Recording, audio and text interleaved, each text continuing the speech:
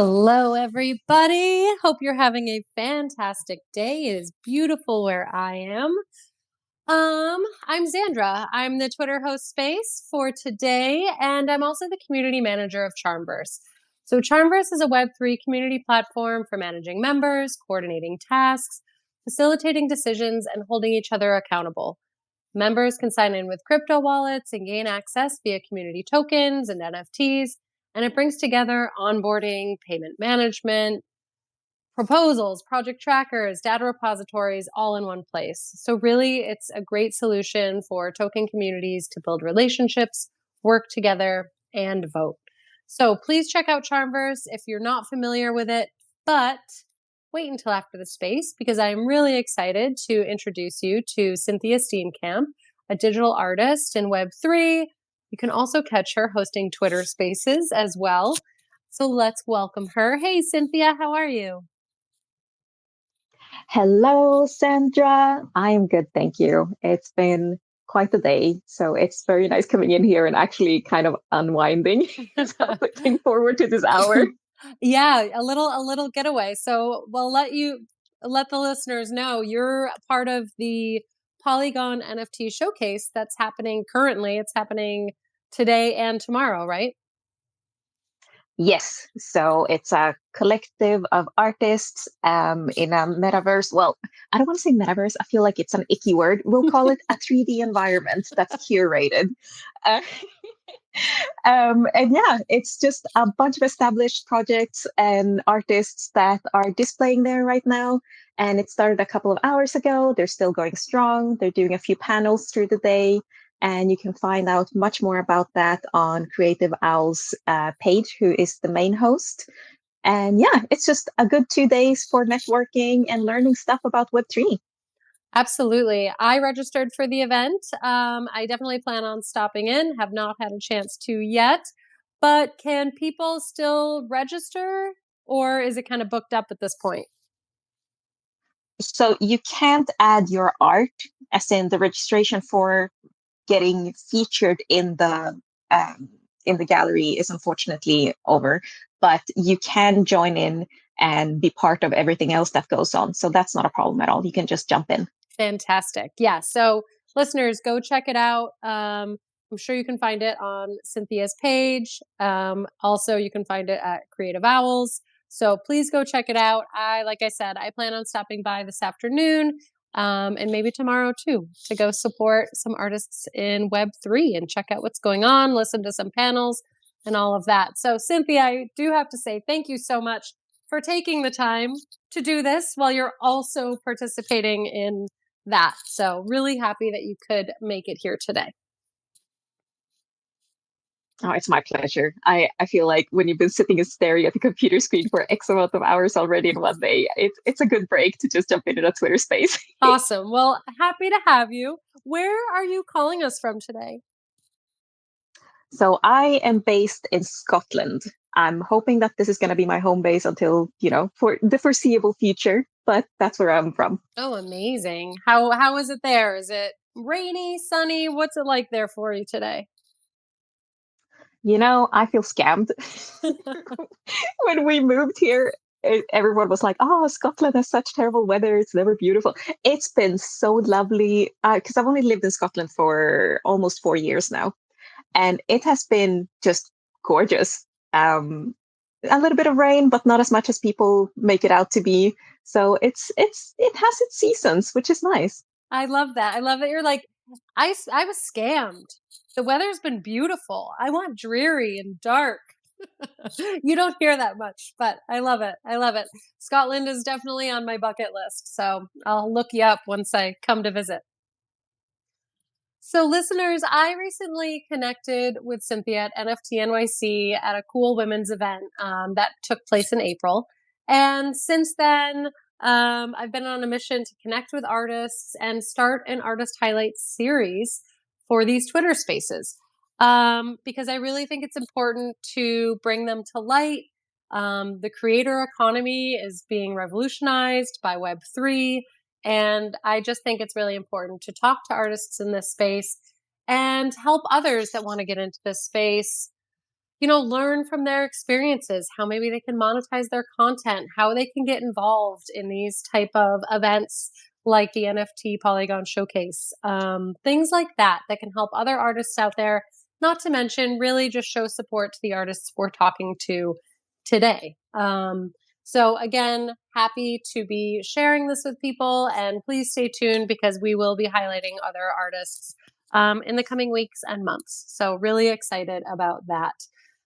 Cynthia, I do need to say, as I was kind of digging in and doing my questions for today, I decided to put on the playlist that you have on your website. And I loved it, trying to get in your head.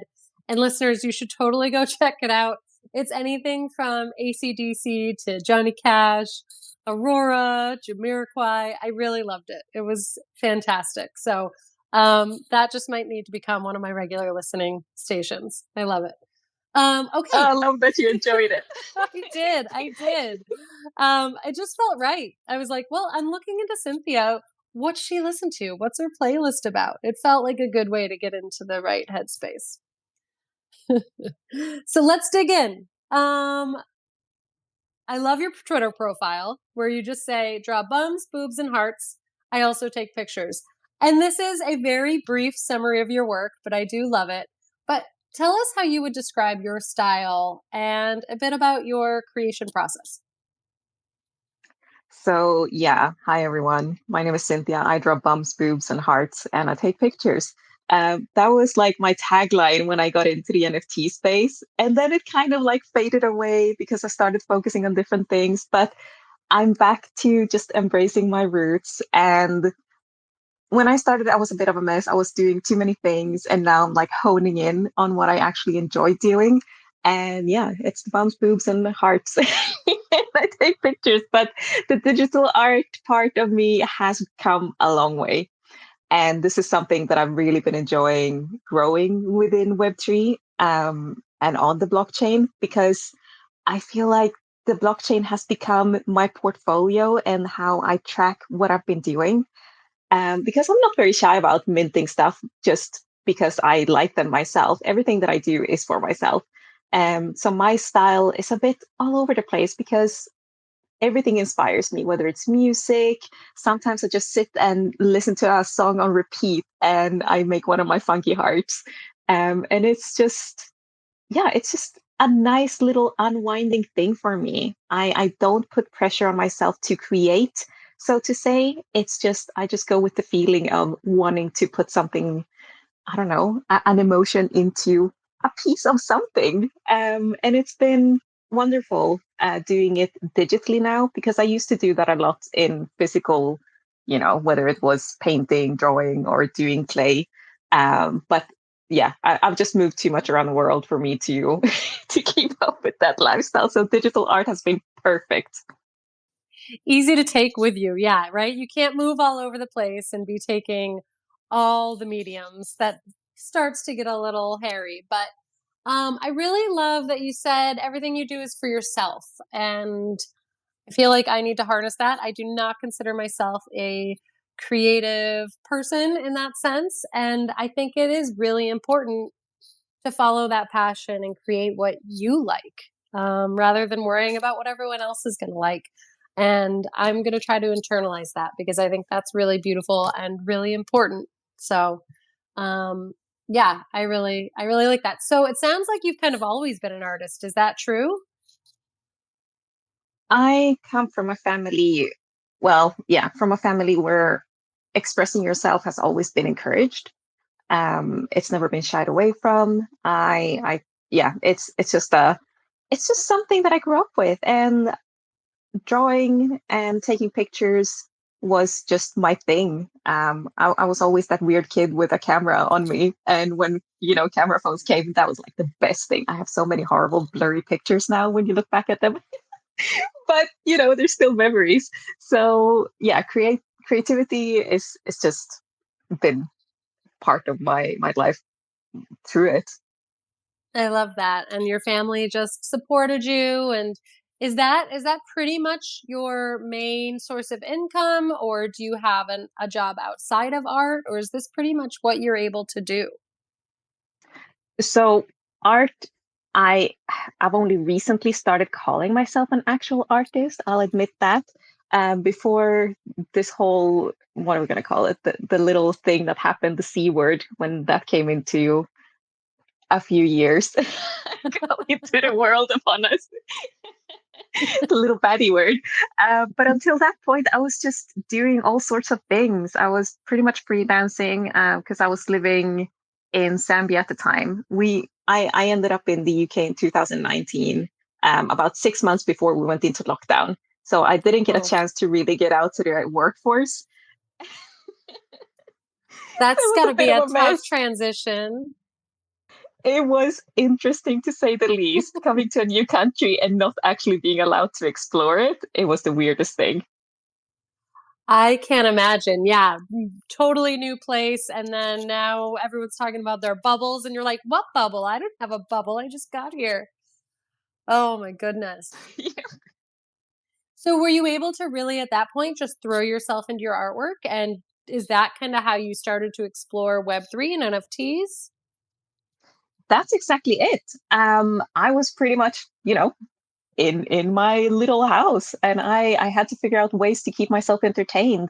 And I had been taking self portraits for a while at that point.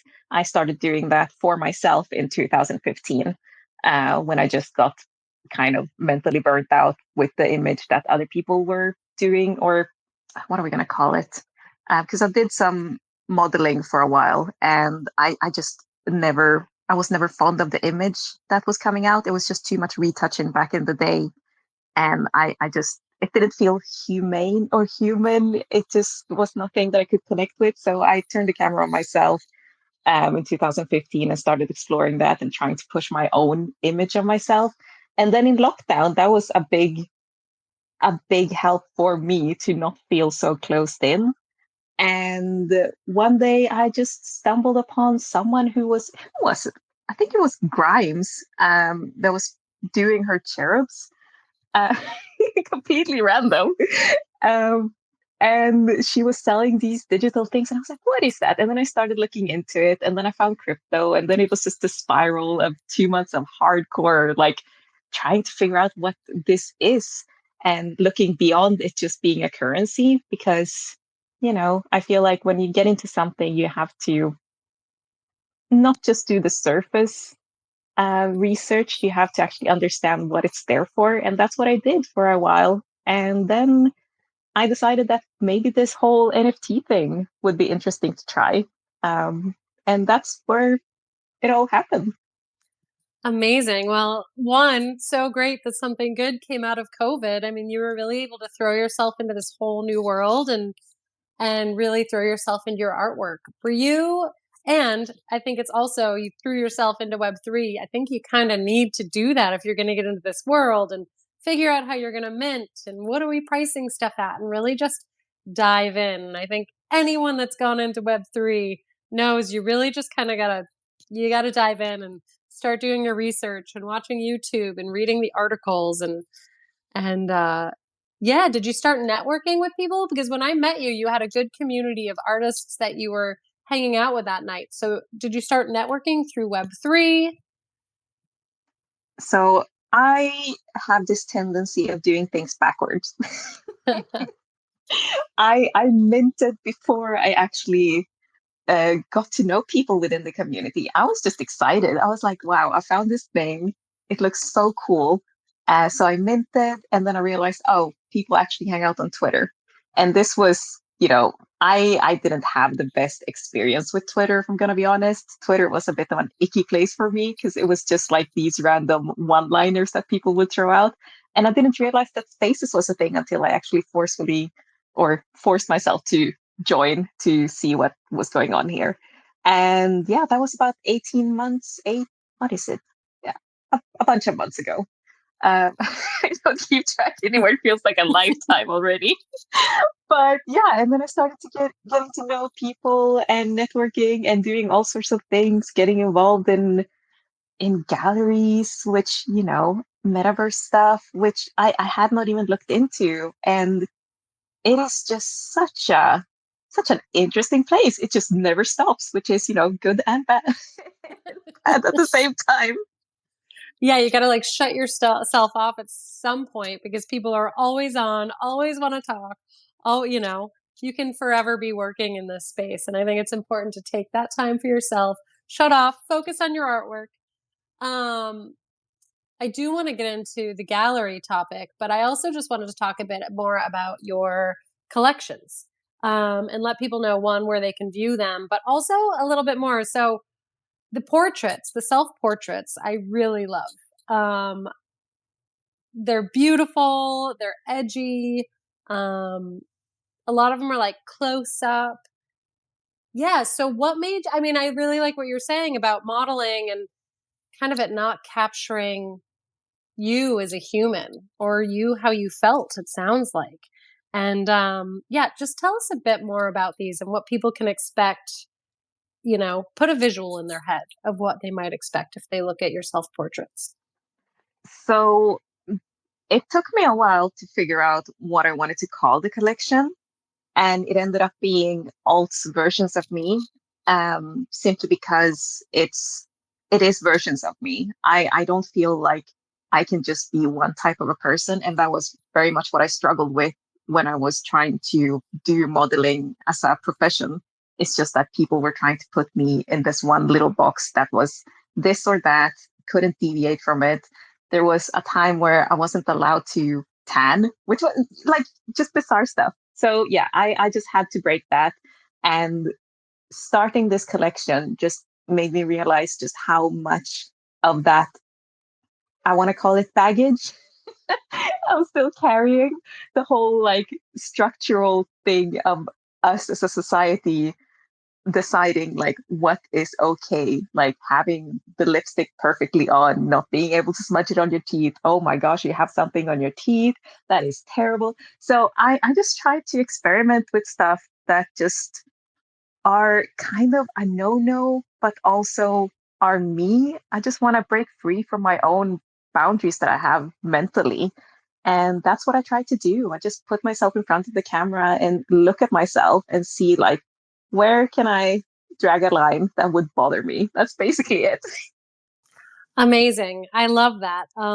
Alternative versions of ourselves. I think that's important that we try to embrace that because so often we're trying to be what other people want us to be or what other people expect us to be or what we should be in quotes, which I hate. And I keep, as I get older, I keep trying to break outside of that. So I think that's really important for people to hear too. Like be yourself, be who you want to be. And that can be different from who you were yesterday or how you were feeling yesterday. So these pictures are fantastic. Listeners, go check them out. Cynthia, tell us where they can find your collections. So I have two main collections, but I also want to just put it out there. Like I do still take things that I feel are making me look pretty because we are vain. I'm not gonna shy away from that. I do enjoy taking pictures, and I encourage everyone to take pictures of themselves because you're only young once, and you're gonna be grateful looking back at these pictures in 10 to 15 years time, even if it's just a awkward smile. You're still gonna see that, you know what, that was a good day. It wasn't the worst, it wasn't the best, but it was a decent day. So I always encourage people to do that. But yeah, so my main collections is Funky Hearts, and then as we were talking, um, alt versions of me. You can find them on OpenSea, and the direct links can be found on my Koji link, which is in my profile if you click on my little PFP here. And I have everything that I've ever done on the blockchain listed on there. And then you can also see all of it in one place through Spatial, which is something that I thoroughly enjoy. Yeah, so we're going to talk about that. Wait, but also let's talk Funky Hearts and what, I mean, you say I draw bums, boobs, and hearts, but tell us about the Funky Hearts collection too. That again, you can find on OpenSea, or other links through the Koji link that's on her Twitter handle. But yeah, tell us about the Funky Hearts. So Funky Hearts is my collection that started many, many years ago. It's actually quite a funny story. I was just drawing something that I was going to tattoo on my arm because I wear my heart on my sleeve is just one of those sayings that really resonate with me. and is a way that I've lived. I always try to stay as true as possible to myself, and that goes with everything that I do. I try to just be myself as much as possible without offending people, obviously. That's never the goal. But, every now and then someone's gonna probably, at some point, I'm gonna offend someone. That's just the nature of being human, I feel like. But yeah, Funky Hearts is just my little outlet. It started very anatomical, and then recently it became a little bit more cartoonish. And I'm just feeling like that is my happy place right now. Funky Hearts is where I just get to throw color. I get to throw the things that I love. One of my most recent pieces is a Gundam inspired Funky Heart because I just love anime. I just do whatever I enjoy and throw it in there. And also the whole like bums and boobs. That is just part of a collection that unfortunately didn't get to grow too big because there was some issues with OpenSea. And I've just merged that with Funky Heart. So I'm gonna have a little bit of body bits thrown in there. Body bits. I love it. So speaking of body bits, let's talk about your spatial gallery because it's really cool. I've walked through it. Of those of you who don't know, um, spatial.io, artists can set up a gallery and is it the metaverse? I'm not sure, but you can walk through it with an avatar and really just like you're in a gallery, check out all the artwork and it's so cool. Um, so do you get to like create the gallery setting? So there are templates. I'm using one of the templates, and it's basically a box, a gray box, and then you can put all sorts of things in there. I use it as my virtual portfolio and also a little bit of my. It's kind of be like convincing myself that I'm an artist. Like, look, I've done this. But it's just a good way for you to display what you've done, especially for someone like me who does multiple things. So on one side I have my digital art, and then on the other side I have all of my photography work. And I feel like it's just the perfect medium. And then you can put in furniture to make it look more like a gallery, which is what I've done. And then in my specific template that I'm using for the gallery, there's a little cubicle in the center, and that is what I use to display special pieces that I've done in collaboration with other artists. But it's definitely something for people to explore, and they've started to gamify spatial, so you can do all sorts of things. You can do quests, you can do jumping. It's built on Unity now, so there's endless possibilities, and you can import your own environments, which I hope to get to that point, but there are so many things to learn in this space. It's exciting and overwhelming all at the same time. Absolutely. Yeah, so it's really great. You can go on OpenSea, you can go on Magic Eden, you can go on all these platforms and see the artwork, but it really does add a different level when you can walk through a gallery and see artwork hung as you would intend it to be hung, or the color scheme that you might want, or the furniture you want in there. It just creates a whole vibe. I really enjoyed it. I definitely encourage listeners to check it out. Again, if you check out Cynthia's Twitter handle and go to the Koji, you'll be able to get to all of these things. Definitely go look at it. It's really neat. And if you're an artist, I encourage you to look into doing this for yourself because it is a really neat way to lay out your artwork in your own personal way. So you've also been doing a number of collaborations. We were talking about networking and maybe you doing things backwards. I don't know if that's actually a thing, but you've been doing collaborations with a number of people. Can you maybe drop some names for us? Yeah, I mean, one of them is in this room. That's Coin Laundry. We did a little bit of a brief collaboration. I don't want to say brief, but it was a collaboration many moons ago when we were still like quite fresh in the space. And I just love that piece. It's the capitalist heartbeat. It's a heart that has the washer, opening, and blood comes out and money. It's just so perfect because it really it really represents both of us. He did such a good job with that. And I just recently did a collaboration with Rock of Ages, who is a rock guy. He paints rocks and takes pictures of them. And so he's just amazing. I haven't put it up in the space yet, but I need to give him a special shout out because I was just so surprised when I found him. It's just like you don't hear about many people who paint rocks who actually come into the NFT space, but he's a legit artist. But I've just been really fortunate to find my kind of people in this space. And yeah, it's just been so much fun doing things with them. That is one of the beauties of Web3 is you can connect with people from across the world that are your kind of people that either share your values or working towards a common mission, share your love of art and a specific type of art, you know? You can kind of be as unique as you want. I was going to say weird, that seemed like the wrong term, but weird in the best way possible, you know? You can really be your true self and still not worry about I don't know, you're still gonna find your people, and I love that about Web3. Um, yeah, amazing. So, I'm curious what your experience was kinda getting into Web3. I mean, we talked about it happening during COVID, so you were kinda solo, figuring it out on your own, but as far as kind of working in art in the Web2 world or in real life world, versus Web3, like, how did that go? Obviously, there was a steep learning curve, you threw yourself in, but do you feel like it's different type of people you interact with? Or yeah, what was that transition like? So I do feel like it's very different type of people that you interact with. Um, and this is because I did try to get into the actual traditional art scene for many years.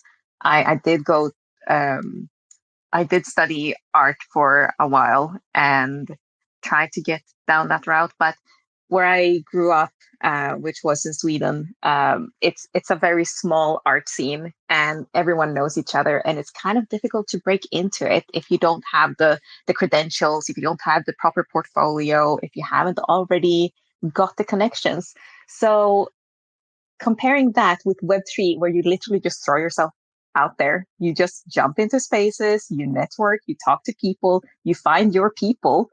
Um, it is, it has been so freeing and so, what am I going to call it? Validating that I'm in the right space for myself, that I'm doing something that is healthy for me, and it doesn't feel I personally don't feel the pressure. I am here because I want to be here. I could be working, a traditional boring job and spending my life with that, but I want to be here to help people, I don't know, find themselves and to also keep on building within this ecosystem and helping improving it. I want to be on the ground just shaping this space because I feel like right now we're in a beautiful position where we're all here to shape what Web3 is going to be in the next few years. So I do encourage anyone who wants to get into the art scene to do it through Web3 right now because the freedom that you have here, you're not going to find in Web 2. And here is where you can just lay down whatever you want to do for yourself. And yeah, just embrace this freedom and see the blockchain as your portfolio. Really, very well said. And that leads into my next question.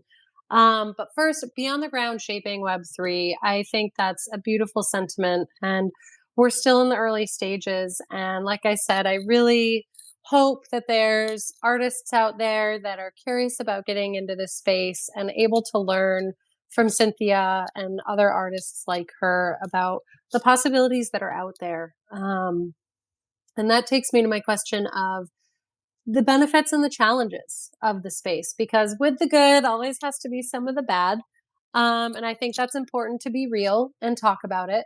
But first, let's start with the benefits, which you already started to talk about. Like, it's easier. You don't really need to break into the scene, right? You can really just get up and running, a little bit of research, a little bit of networking if you need help. And you can find your people. But what are some of the other benefits? And then on the flip side, the challenges that you've experienced in this space?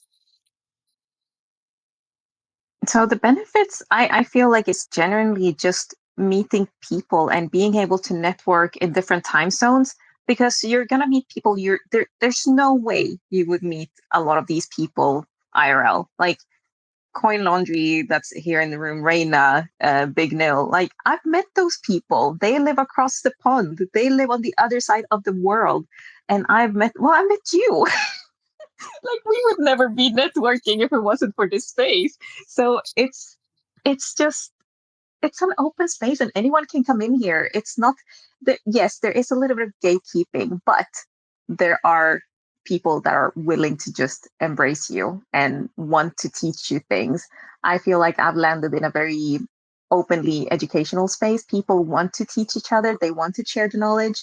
And I've learned so much in the past 18 months. I would say it's been a really intense time for my poor brain, but it's been worth it. I hear that. So I've been in Web3 for almost a year now. Yeah, my poor brain too. I feel you. Um, always trying to catch up, always trying to learn, always just, man, you can't catch up. That's the sad part. You just can't catch up with it. Um, Absolutely, though. The connecting with people is fantastic. Like you said, we never would have connected most likely, but it was through an NFT conference. So, people, put yourself out there, talk to people. Most people really are willing to share their knowledge, which is fantastic. All right. So, what's the Yeah. problems with the space that you've had? Oh my gosh, we have so many growing pains, don't we? I feel like the main thing is education still. It all comes down to education. Education is the beautiful part of this space, but it's also the part where it can feel like it's overwhelming, as we were just mentioning. Like there's a lot to learn. And when you come into the space, one of the main boo boos that I did, which back in the day was still normal, is that I minted on a storefront contract. I minted quite a few things on storefront contracts. And then some marketplaces just disappeared. And that was the end of that. So just the it's so difficult because writing your own contract is it takes a special kind of person to be able to focus on that coding. I'm not that type of person. I cannot for the life of me focus on line after line after line of code. It's just not in my I don't have the capacity for it. But I admire everyone who can do that. But we are getting the tools that are making it easier for us as creators to be a bit safer and not have to rely on marketplaces with their storefront contracts. Places such as Third Web, they're doing a beautiful job with just giving contracts to people. That's where I'm minting everything that I'm doing now moving forward. It's my own ERC 721 contract, and it feels good because I can list things on multiple marketplaces now. I have freedom, which is what this space is all about. But you're gonna get burnt, and I hope that that doesn't deter people. We're all learning, we're all growing in the space. Marketplaces, companies. There's gonna be Web2 money coming in that might not like the outcome, and they might just dump you. So just be ready to look after yourself. Great piece of advice. And I think you nailed it. I mean, yeah, writing your own contracts, not for me. But like you said, platforms like Third Web are great examples of a platform that will help you do this. I have a friend that works at Aspen, which is another minting platform. Same kind of thing where smart contracts, they deal with that stuff for you. So, they're looking out for their creators, and really a lot of times that's how you're going to protect yourselves, as far as I understand it, is kind of relying on those companies that want to help these creators get their projects out there and kind of take the liability off of you if someone buys your NFT and then goes and sells it to someone else. Like they're beholden to the original contract. Is that right? Yeah. And Yeah. also, like if something happens to a marketplace. It's happened to a few of us in this space where you want to be excited about a new place and they promise, a lot of lovely things. And then after a few months, they just disappear because the hype wasn't there. Because I mean, I came in as crypto was mooning, we were all going to the moon. And now here we are. Like crypto has crashed pretty hard from that time. And a lot of people are just not willing to put in the effort. That's true. And I think, Web3 kind of started with crypto. It wasn't Web3 at that point when crypto was just kind of coming onto the scene. But I love that Web3 is so much more than crypto now. There's a lot of crypto in the space. Crypto is usually used to purchase NFTs and all that, but it's so much more. It's the NFTs, it's the blockchain technology, it's the decentralized organizations, it's yeah, there's so much more to it. And I think newcomers that are Web3 curious really just think about crypto, right? And that can be a dirty word. It's like, oh, well, we see what's happening. Things are crashing. I don't want to be in that space. But there's so much more cool things happening in this space too. That's going to change everything, like the creator economy. Yeah, no, I absolutely agree with you. And not only that, but I feel like the terminology that we're using right now is just hurting us. We need to shift. We need to shift so hard because onboard and not, even onboarding is such a icky word. We just have to like get people interested. I feel like yeah, no, onboarding is another word that I need to stop using. I say it all the time. I also know like this space, but I don't know what else to say. Um, but 100%, the jargon that comes along with this space makes it so intimidating on its own. And we're not going to be able to onboard more people to this space if we keep saying, just Introduce. There we go. introduce. Yeah, if we're not going to be able to introduce more people to Web3, um, if we keep using words that they don't understand immediately. You can start talking about Web3 and start pretty much speaking a whole different language that no one's going to understand if they're not familiar with Web3. And that alone makes it really overwhelming. And it's going to make it really hard to adopt to the mainstream people. So Oh, I'm for really sure. glad that you said that. 100%. I mean, for the first month when people were shouting LFG, I literally thought that it was looking for group because I come from a gaming background. I was so confused. I was like, what are they looking for? Oh, gosh, but it just takes a while.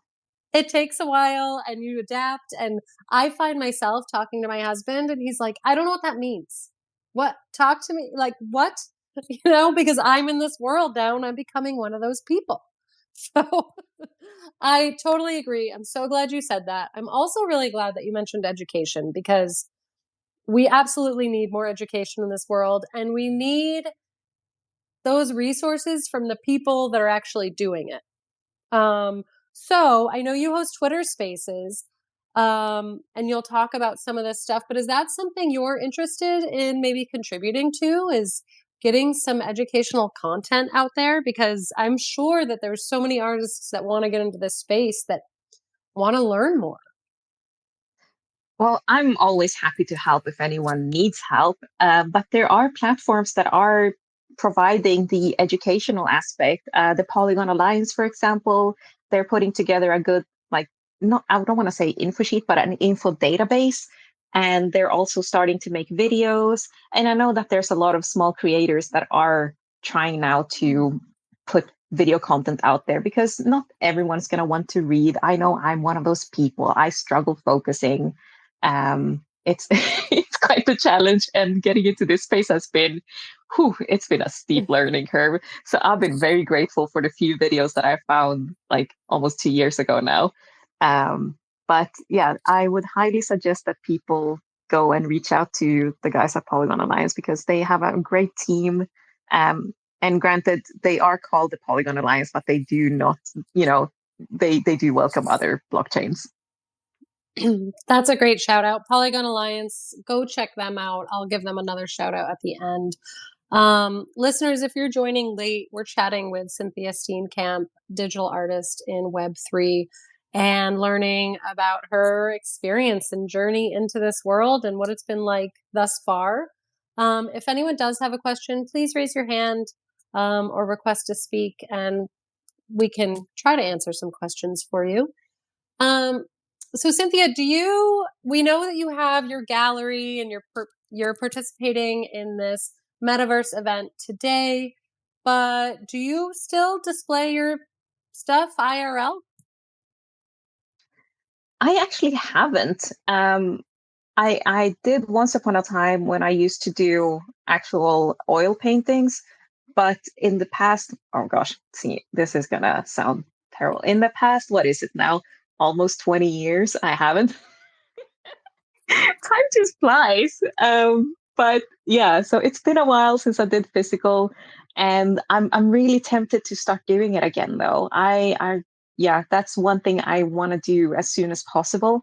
I just need to figure out what I'm actually gonna do because I don't have the space for like having an easel and paints and all of that jazz.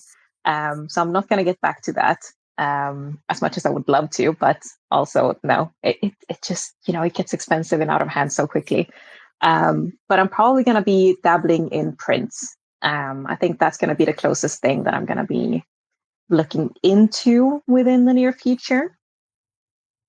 Yeah, I mean, I just can imagine your stuff being up in a gallery, absolutely, in real life. So I I would love to hear if you do that. Also, I know that at some of these conferences, like NFT NYC is a great example, that they will set up galleries with digital art everywhere. So if you ever are displaying stuff at these places, please keep me posted.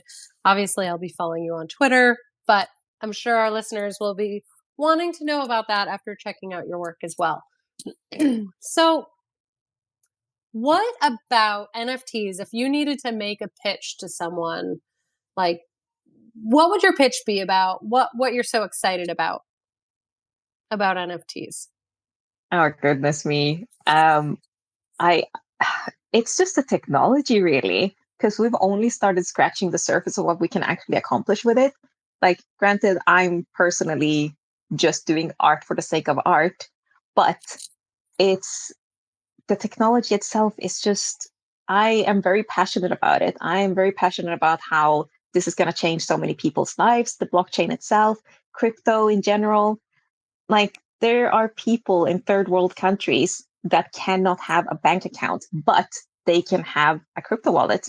And this is something that I saw myself when I was living in Zambia in Central Africa. There was so many people who couldn't have an actual bank account, but they were using their phones and they were using their airtime basically to pay. So that is going to be the biggest shift. And I think that the third world is going to be leading um, the switch from traditional banking to a more crypto centric way of dealing with life, simply because you don't need to have an address, you don't need to have a phone number or a registered whatever thing. Because where I lived, we didn't have postcodes. Like, it was literally a plot. That was it. It was no address. It was on a long road, and that was it. You had to give directions to the mailman if you were ever gonna get something. Um, so I think that is the main thing for me that I'm very passionate about, just how we're going to grow as a society. But utility wise, crypto and blockchain, there are just endless possibilities. Things like using, like Ticketmaster, I think it is, that are going to start using the blockchain for their things, like scalping in general, all these ticket nonsense, all of the airline tickets that you can just transfer from wallets instead of having all sorts of nonsense going through. It's going to save time once we get there. Once we have the infrastructure for blockchain, it's going to be so smooth. But yeah, I think the first thing we need to do is sort out our wallets because we cannot be sitting with like what 10 wallets for all different blockchains, and it's just a mess. But yeah, no, I am very excited for what the future holds when it comes to blockchain. You're like reading my mind. First of all, I want to say you sold me on NFTs. If I didn't know anything about them, that pitch sold me. So that was great. Also, the wallet thing, agreed. A lot of people just don't even want to try to get a wallet. They don't, you got to Google how to even do it. And then you're terrified you're going to lose your phrase. And it's just, yeah, another thing that is not helping people adopt Web3, but we're working on it, right? We're working on it.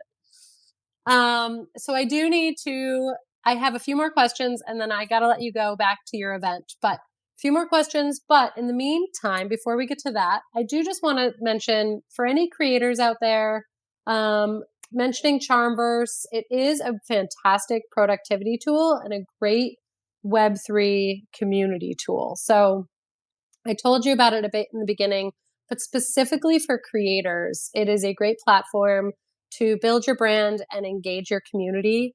You can also generate income with NFT subscriptions, and it's also a great way to get feedback from your community. So if anyone is interested, hit us up in the DMs. Let me know. I'm also Xandra. You can drop into our Discord and tag me. I'm happy to answer any questions you have. But yeah, so if you are interested in finding a great platform to host your community, please reach out to us. And then that being said, I would like, Cynthia, any advice that you'd like to pass along to artists trying to make their way in this space? Things maybe you navigated that you can save someone else from having to navigate, or yeah, just any advice that you can pass along? Oh gosh, I would just say do it. Throw yourself in there. Yes, you are gonna make a few boo-boos, but it's fine. Like it's totally fine. Like I have collections across so many places, but I'm streamlining now. I've learned how to do things. The main thing would be probably to look into your own contract so that you're not tied to any marketplaces because you never know what the future is going to bring with people and, traditional, whatever we're going to call them, institutions. So just try to be as independent as possible when it comes to that aspect, but just go for it. Don't hold yourself back. Don't try to follow any weird blueprints that you're going to find on how to do things. Don't follow the trends. Just do you. And that's the beauty about this space. There is space for everyone. Anyone can come in and anyone can do whatever they feel like. And my timeline has all sorts of art and I love that. Like we have stick figures, we have photography, we have acrylic paintings, there's just space for everyone. And that is what I love about the NFT space right now. It's still in its infancy, and I hope that it never really grows up in the sense that it doesn't become boxed in and that people don't feel like they have to fit into one mold. But yeah, just do you and go for it. I love that. Thank you. I'm also taking a page personally out of Cynthia's book, to be yourself and accept those alternate versions of yourself. We kind of started the chat with that, and I'm going to be carrying that with me because I think that is really important. Um, Cynthia, how about one last thing? What's next for you? What should we be watching out for? What's happening? I don't know. I'm just here for the ride. I'm literally showing up every day, GMing, hoping for the best and having fun. Like I am loving this space because I have freedom. I don't need to do anything. I don't need to be here, but I want to be here. So for now, I'm just creating what I want to create and just enjoying the freedom while I have it. Because who knows, maybe I'm going to be tied up in a weird contract in a few months down the line and I'll have to do stuff that I might get tired of. But, contracts are weird. I love it. I love it. I love what you're doing. I love your energy and that you're just going with the flow and doing what feels right to you. So keep crushing it, keep doing it. We're going to let you get back to your event, the NFT Polygon Showcase. But make sure, listeners, you're clicking on Cynthia's PFP, give her a follow. And then from there, you can find her website and links to her collections like the Funky Hearts and the old versions of me. Go check those out. They're all so cool. Her artwork is amazing. The playlist that I mentioned earlier is on there. Definitely go check that out. And I will be listening to it again for sure. And then also Polygon Alliance. We'll give them another shout out for artists kind of trying to find their way in this space. Yes, no, please do. And also don't hesitate to reach out. Like if I don't know, I'll put you in contact with someone that might know. because I feel like that's how we need to operate in this space. We don't know everything, but we probably know someone who knows something about something. But thank you so much, Sandra, for your time. It has been so lovely hanging out with you. And It, also just such a lovely energy. I just really enjoyed meeting you. Even if it was so briefly, you just radiated a good vibe. well, I'm blushing. No one knows, but I'm blushing and thank you. I right back at you. This has been such an easy space. I feel like I could talk to you all afternoon, but I will let you get back to your event. I'm so happy for you. Your work's amazing. I really look forward to following along on the journey, and let's stay in touch. Absolutely. And everyone, take care and do your thing. Just follow your heart. Oh, I can't say it any better. So, with that, we leave you. Thanks for tuning in and have a fantastic day. Bye, everyone.